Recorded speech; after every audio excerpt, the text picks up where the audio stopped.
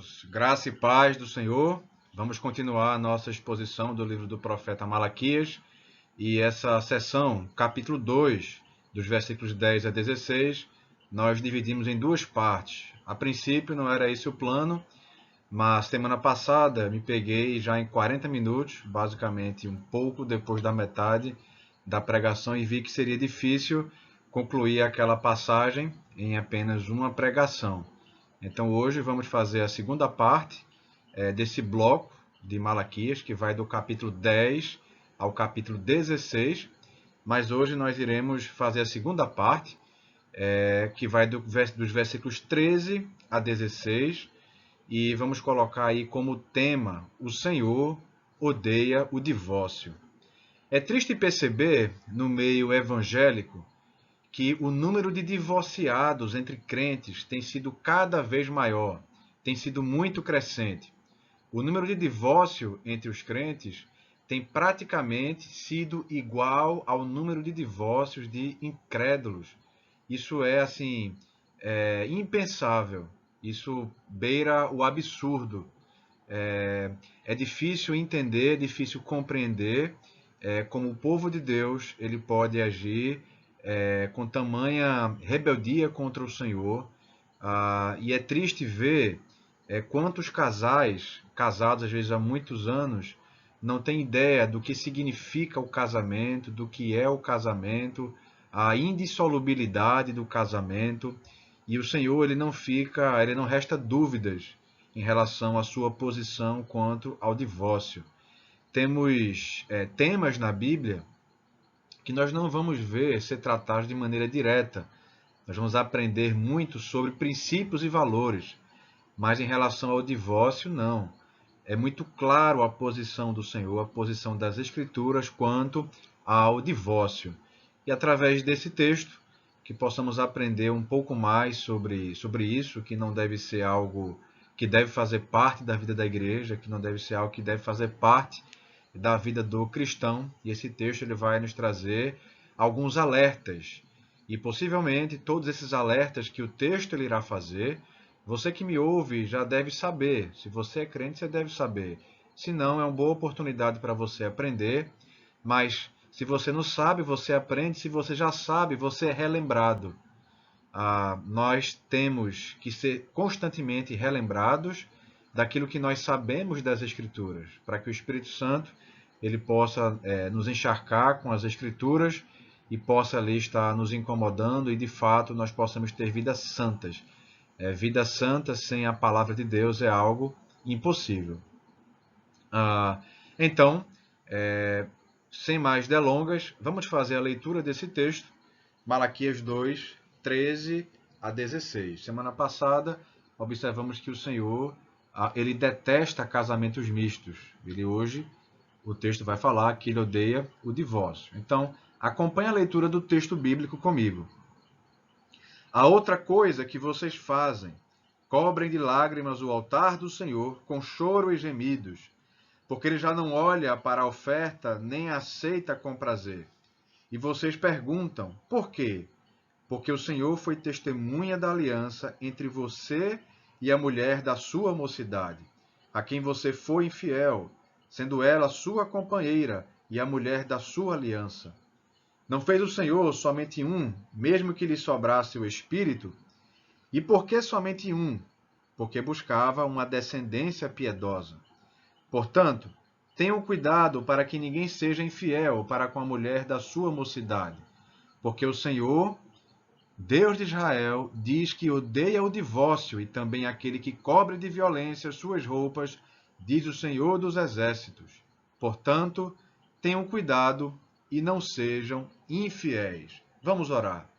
Senhor Deus Todo-Poderoso, peço que o Senhor possa me usar de maneira poderosa, que eu possa falar, ó Deus, da Tua palavra e não de mim mesmo.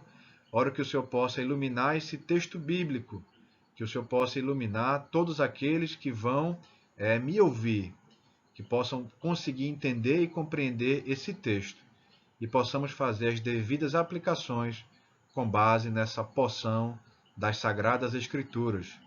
Oramos assim, confiantes, no nome do Senhor Jesus. Amém. primeiro ponto que eu queria tratar com vocês é que o divórcio é quebra da aliança feita diante de Deus. Você vai ver isso nos versículos 13 e 14. Uma coisa elementar que nós devemos saber sobre casamento é o que é o casamento.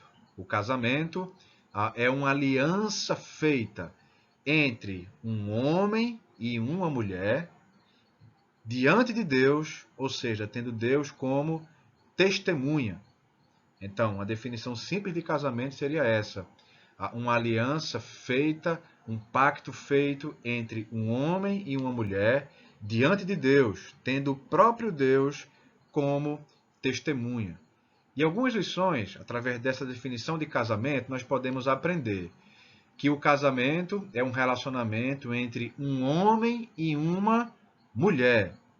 Não existe, não há base bíblica, não há nenhuma hipótese sequer de viermos a aceitar qualquer tipo de casamento que não seja entre um homem e uma mulher.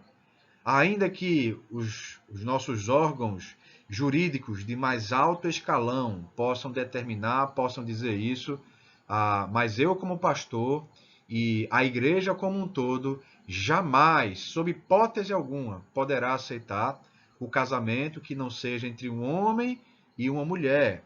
Gênesis 2:24 é dito: portanto, deixará o homem pai e mãe e se unirá à sua mulher, e serão ambos uma só carne.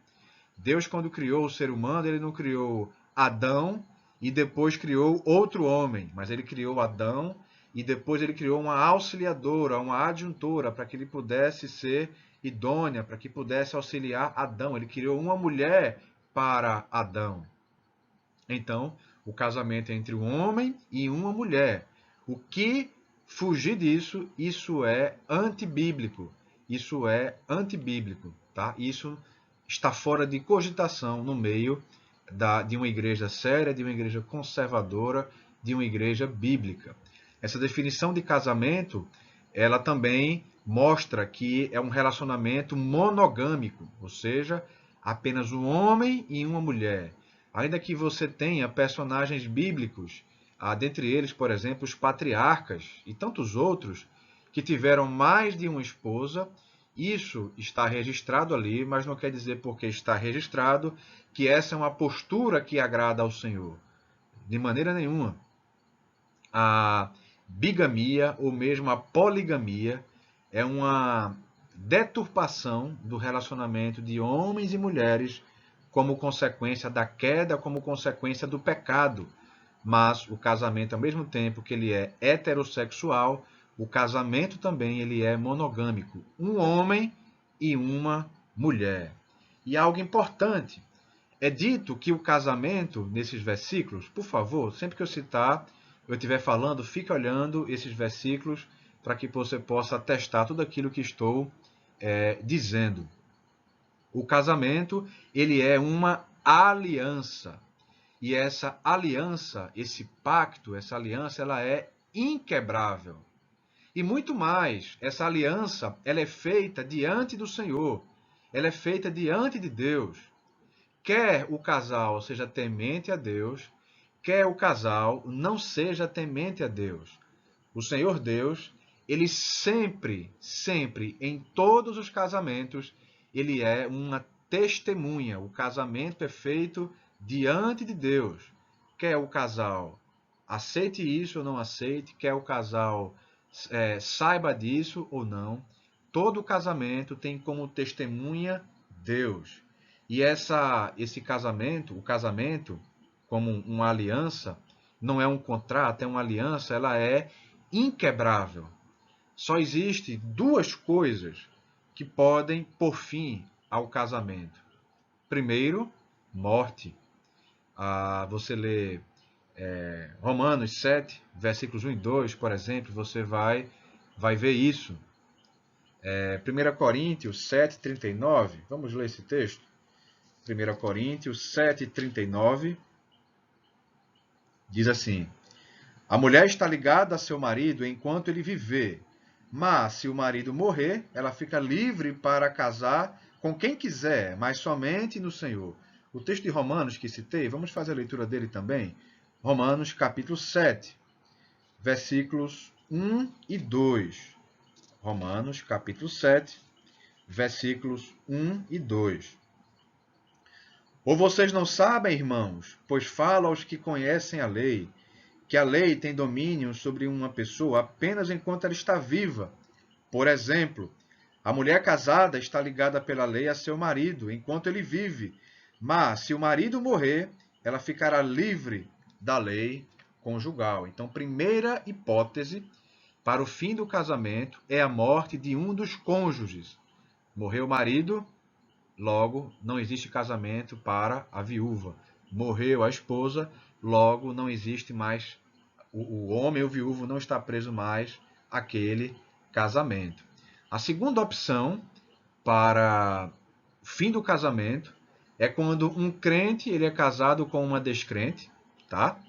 E nesse contexto, o cônjuge descrente ele quer se separar de toda forma. O crente ele faz de tudo para que não haja separação, mas mesmo assim o descrente quer se separar. Nesse caso, o apóstolo Paulo entende que um bem espiritual maior há em que possa haver a permissão para o divórcio. Você vai ver isso em 1 Coríntios, capítulo 7, a partir dos versículos 12. Nós lemos esse texto semana passada também. Diz assim, versículo 12 e os versículos aqui seguintes. Aos outros digo eu, não, Senhor, se algum irmão estiver casado com uma mulher não crente, e esta concorda em morar com ele, não se divorcie dela. E se uma mulher estiver casada com um homem não crente, e este concorda em viver com ela, que ela não se divorcie do marido, porque o marido não crente é santificado no convívio da esposa, e a esposa não crente é santificada no convívio do marido crente. Se não fosse assim, os filhos de vocês seriam impuros, porém agora são santos. Mas, se o não crente quiser separar-se, que se separe. Em tais casos, não fica sujeito à servidão, nem o irmão, nem a irmã. Deus chamou vocês para viverem em paz. Até o versículo 15. Fora isso, não há brecha para divórcio.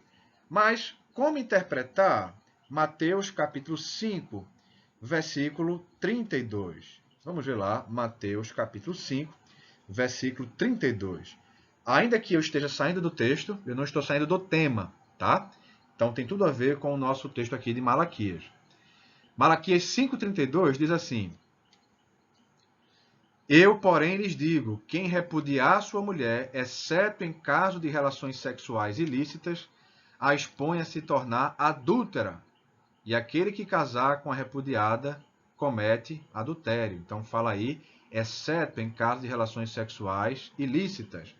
Mateus 19:9 diz o seguinte, Mateus capítulo 19, versículo 9. Eu, porém, lhes digo, quem repudiar a sua mulher, não sendo por causa de relações sexuais ilícitas e casar com outra, comete adultério. Então, como entender essa cláusula de exceção? O evangelista Mateus, ele é o único autor bíblico que vai trazer essa cláusula de exceção. Você olha para o evangelista Lucas, olhamos para o evangelista Marcos, olhamos para o próprio Senhor Jesus Cristo, olhamos para o apóstolo Paulo, olhamos para o profeta Malaquias, e nós não vemos, por exemplo, nesses autores bíblicos, essa citação da cláusula de exceção. Entendemos essa cláusula de exceção somente em Mateus porque é uma particularidade no Evangelho de Mateus. E a particularidade no Evangelho de Mateus é que esse Evangelho ele foi escrito para judeus.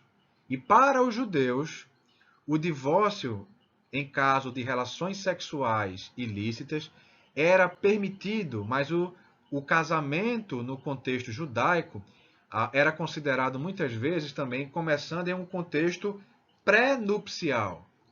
Então isso aqui é dado em um contexto pré-nupcial, porque para os judeus era como se fosse já uma espécie de casamento, mas não era o casamento propriamente dito. Então, nesse momento pré-nupcial, poderia haver o divórcio em caso de relações sexuais ilícitas. Mas aí alguém vai perguntar, mas espera aí, e se houver adultério? De fato, se houver adultério, é uma situação muito, muito difícil de lidar. O prejuízo para o casamento por conta do adultério é assim, incontável. É um prejuízo muito, muito forte, muito profundo. Mas deixa eu dizer uma coisa. Se homem e mulher, ambos são crentes, e uma das partes foi traída, eu sei que é difícil, mas não é impossível o perdão. E é interessante que esse texto de Mateus 19 ele é subsequente à passagem de Mateus 18, versículos 15 em diante, que vai mostrar exatamente como tratar o irmão que peca. E o texto fala, a lição é que nós fomos muito mais perdoados pelo Senhor. Então, por que não vamos perdoar? Se uma das partes não quer perdoar, permanece com o coração duro e quer o divórcio, ou então aquela parte que continua cometendo imoralidade sexual e ela não deixar de cometer imoralidade sexual, de acordo com os passos dados para aqueles irmãos que estão em pecados, descritos em Mateus 18, versículos 15 a 17. Se aqueles passos forem cumpridos e não houver mudança de atitude, nesse caso, um deles, ou ambos os cônjuges, poderão ser considerados e tratados como descrentes. E aí nós aplicamos o princípio de 1 Coríntios 7, 12 a 16. Mas aí será um relacionamento já de crente para com descrente. Então, somente sob duas circunstâncias o casamento ele tem fim: morte e quando é um casamento entre crente e descrente e o descrente quer abandonar o casamento. Fora isso, o divórcio está fora de cogitação. É uma aliança. Essa aliança ela é inquebrável. Essa aliança ela é indissolúvel. E mais, problemas no casamento se resolve com, primeiramente, ambos temendo ao Senhor, crendo no Senhor, procurando não buscar os seus desejos, os seus objetivos, mas o do Senhor. Entendendo, acima de tudo, antes de apontar o dedo para o seu esposo ou para a sua esposa, entenda que aquele que você está apontando o dedo, você que aponta o dedo, você é um pecador.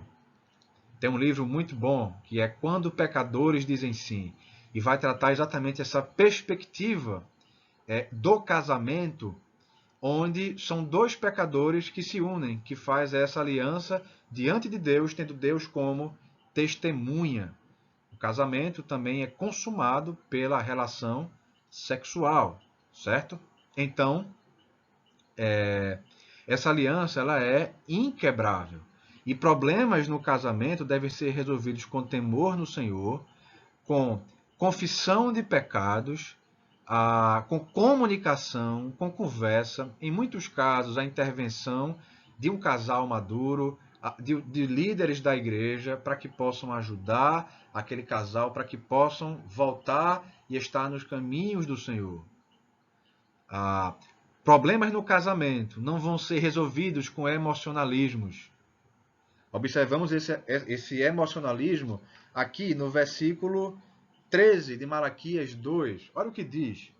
A outra coisa que vocês fazem, cobrem de lágrimas o altar do Senhor, com choro e gemidos, porque ele já não olha para a oferta nem aceita com prazer. E o povo perguntava por quê? Sabe por quê? Porque eles estavam quebrando a aliança que fizeram com os seus cônjuges e tendo Deus como testemunha. Ou seja, vocês querem ser aceitos por Deus, vocês querem de fato ter um relacionamento autêntico com o Senhor, vocês devem ser práticos e não meramente emocionais. A nossa fé, irmãos, ela é muito mais do que uma fé emocional, ela é uma fé prática.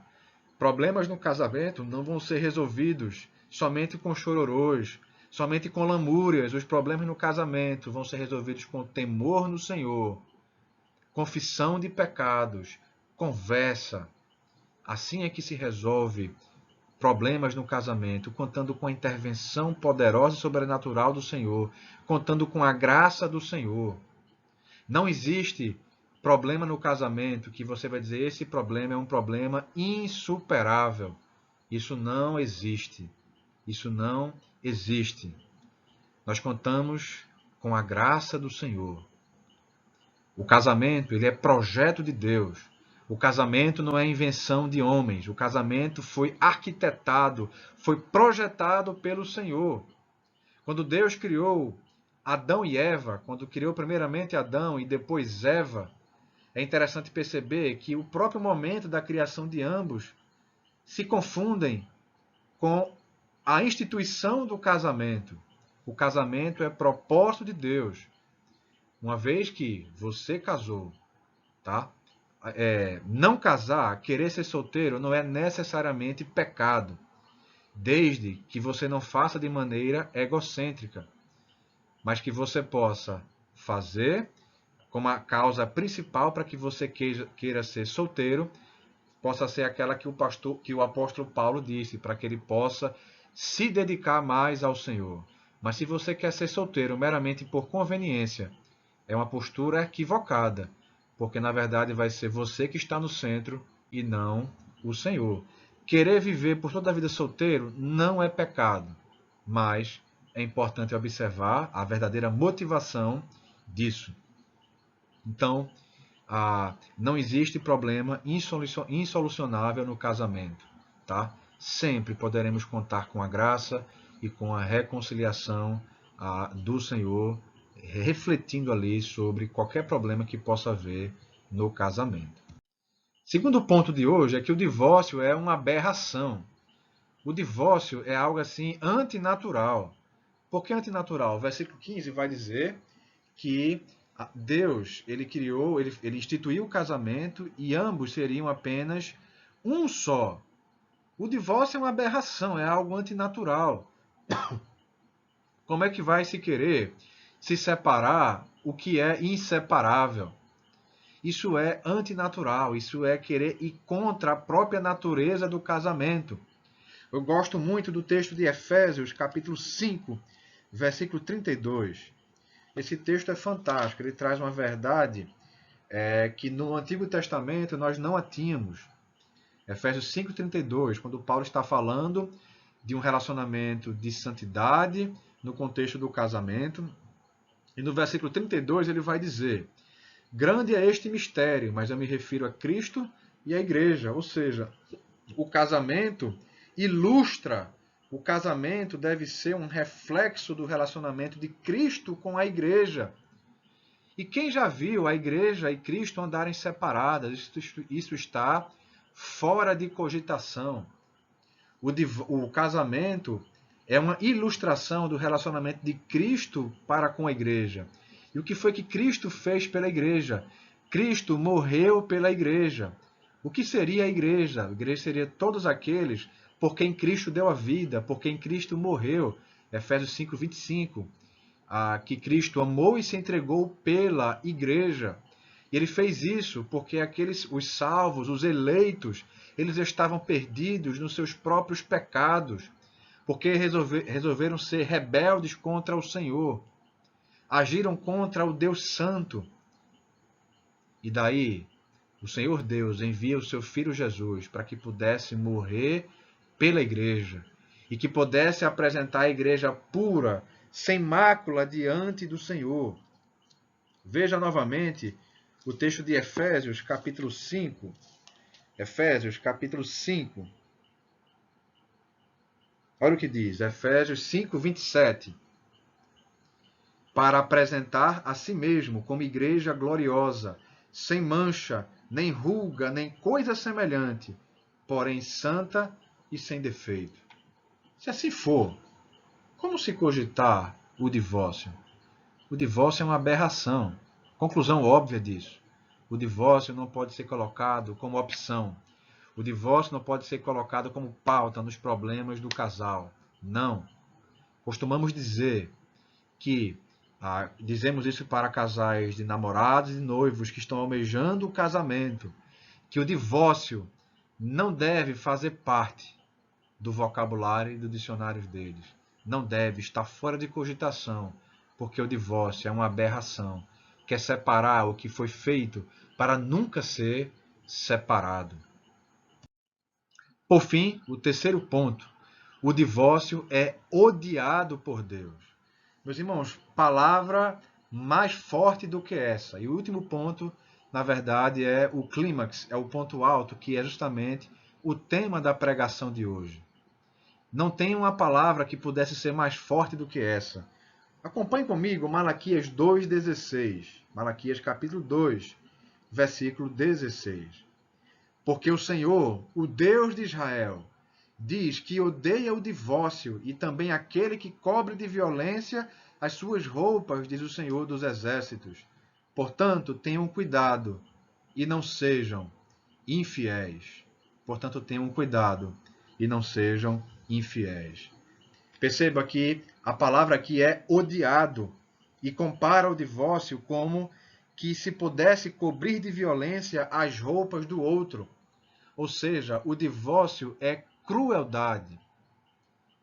É isso, a Bíblia compara o divórcio com crueldade, por isso que o Senhor odeia o divórcio. Dois crentes no Senhor Jesus Cristo, que passam por problemas no casamento, e olha, que casal de crentes, eles enfrentam sinceros problemas no casamento, mas se eles têm conhecimento desse texto, Malaquias 2,16, que o divórcio é odiado por Deus, e mesmo assim resolvem se divorciar, é preciso até mesmo pensar se são crentes ou não. É preciso reavaliar isso. Porque se nós existimos para viver em função de Deus, se nós existimos para a glória do Senhor, e pensamos no divórcio, entendemos que o Senhor diz que odeia o divórcio, e pensamos ainda no divórcio, sabendo que o Senhor odeia, tem algo estranho nisso. Tem algo muito estranho nisso. O divórcio é equiparado à crueldade. A crueldade. Portanto, se você é casado, que você saiba disso. Não coloque o divórcio como opção. Se você é casado e está enfrentando problemas no seu casamento, às vezes problemas que só você e a sua esposa, só você e o seu marido sabem, o divórcio não é opção. As respostas de toda e qualquer crise no casamento estão aqui nesse livro, na palavra de Deus. Se preciso for, o Ministério Pastoral da Igreja está à disposição para que possa ajudar em algum problema que, porventura, possa ser sábio uma intervenção externa no casamento. Se você é namorado, se você é noivo, que você possa namorar e noivar, tendo comprometimento com o casamento, tendo comprometimento em não considerar o divórcio sob hipótese alguma. Considere isso. Considere isso. Entenda a seriedade disso. E que possa casar com essa convicção. Se você é solteiro, você pode, ainda assim, ser infiel. E você pode fazer parte de um divórcio. Que nesse ponto aqui não só os descrentes entram, não só os não casados não entram, mas os casados também. Divórcio com o Senhor. Divórcio no casamento. Figuradamente falando, é um divórcio do próprio Senhor. Eu vou me divorciar do Senhor. Adultério físico. Certamente também é adultério espiritual. Se você é solteiro e almeja casar, saiba dessas verdades. Se você é solteiro e ainda não tem convicção se vai casar ou não, ou até pensa em casar, mas não está no seu radar fazer isso logo, saiba que você tem um relacionamento profundo, assim como é o relacionamento de Cristo, de marido e mulher. Você está intimamente ligado com o Senhor. E você deve ter cuidado para que você possa evitar com todas as suas forças se divorciar do Senhor. Porque um crente, na verdade, ele não se divorcia do Senhor. Se assim ele faz, é porque ele nunca foi crente no Senhor Jesus Cristo. Se você é divorciado e você me ouve, queria encorajá-lo, se for possível, que você possa se reconciliar com a sua esposa. Sabe por quê? A Bíblia ela não dá margem nenhuma para recasamento. 1 Coríntios 7, versículo 10 e 11. Aos casados ordeno, não eu, mas o Senhor, que a mulher não se separe do marido, mas, se ela se separar, que não se case de novo, ou que se reconcilie com seu marido, e que o marido não se divorcie da sua esposa. Quero encorajá-lo para você se reconciliar com a sua esposa, com o seu marido. Se você já é recasado, eu queria dizer a você que você faça de tudo e também não considere o divórcio como opção.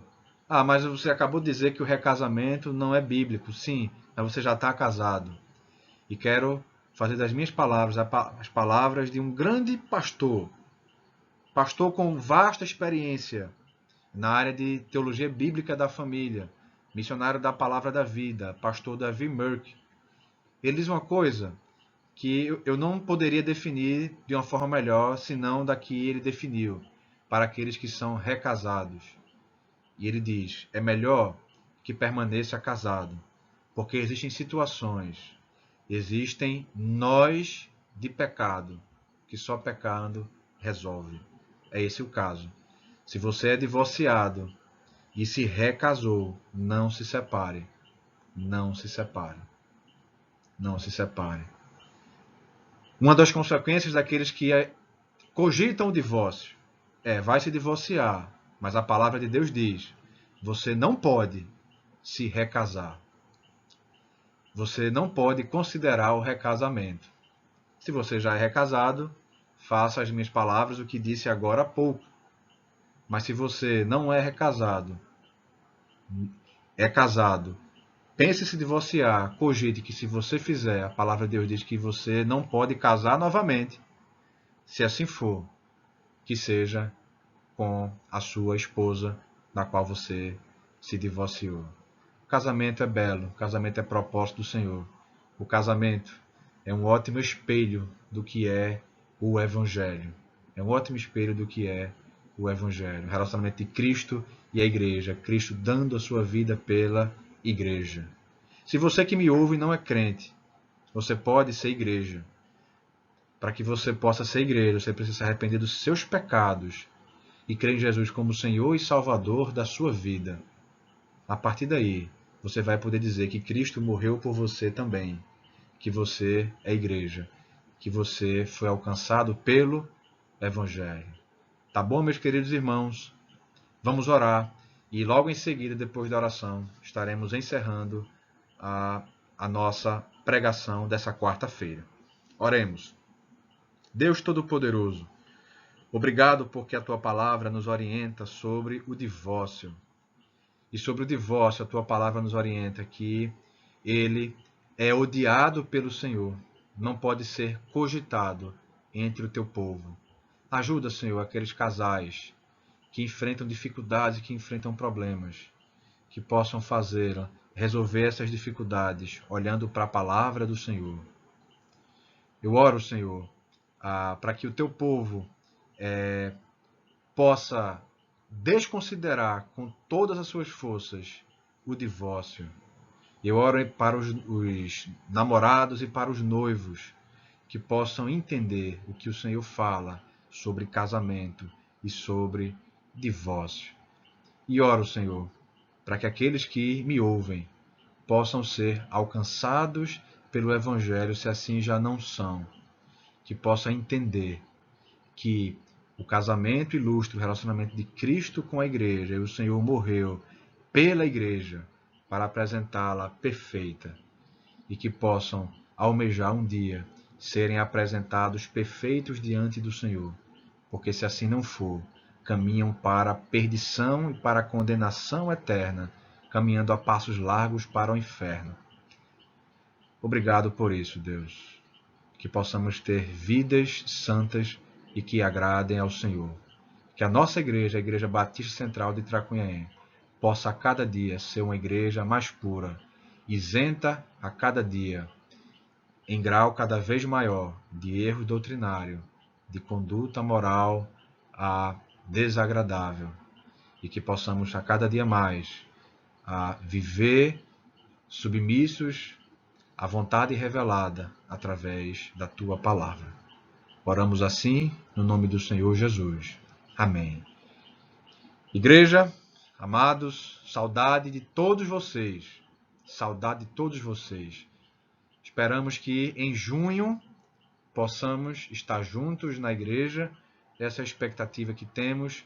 Orem pela liderança da igreja, para que nós possamos ter sabedoria em como será a volta da igreja no pós-pandemia. Esteja orando por isso e será um momento muito especial, um momento que voltaremos a nos reunir e a nos congregar. Tanto eu como o pastor Vinícius, continuamos à disposição da igreja, se a igreja precisar e tiver qualquer necessidade. Que o Senhor abençoe sua vida ricamente, abundantemente e siga te livrando desse vírus e dessa pandemia. Deus abençoe.